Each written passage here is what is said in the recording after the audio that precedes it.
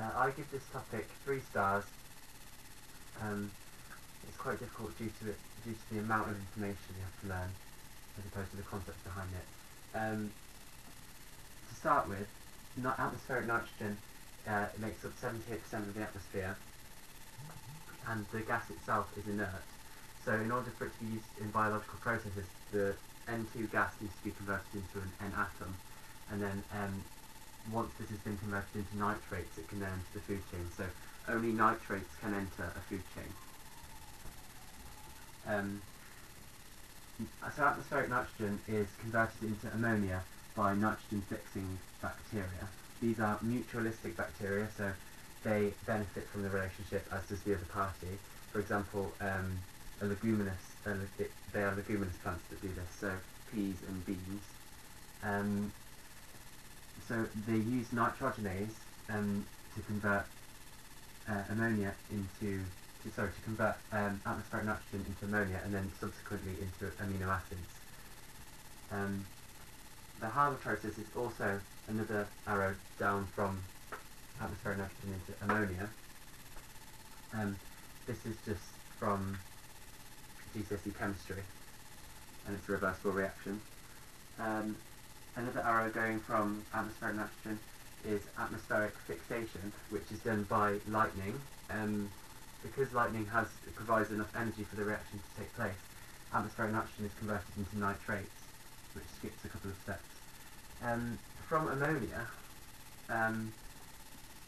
the ammonia is made by, as I said before, by conversion of atmospheric nitrogen into ammonia, but also it's there from excretion of animals, and once it's there, it can be converted into nitrites by nitrification. What's important to remember is nitrification is also oxidation, because the conditions in the soil are aerobic, i.e. they have oxygen.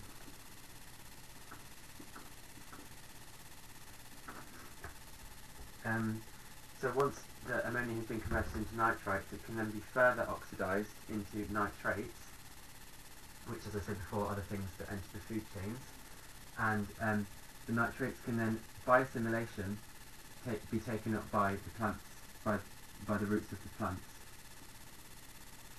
And in order for this to happen, the nitrates need to be dissolved in water. Another step from nitrates is denitrification, which is actually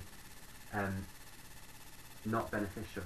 It's to the detriment of the whole system, because nitrates are converted into atmospheric nitrogen, so the soil actually loses the nitrates, and this can only happen under anaerobic conditions. So as I said before, aerobic is with oxygen, anaerobic is without oxygen.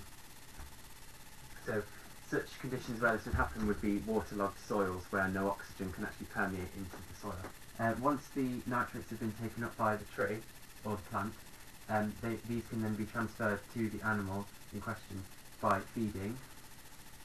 That's just self-explanatory. And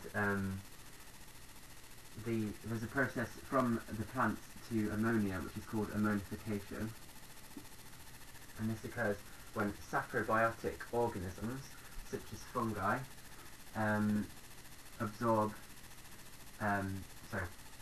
secrete enzymes onto organic material, which was previously insoluble, turning it into soluble products which can then be absorbed by the fungi. And this then results in the subsequent addition of ammonia to the soil.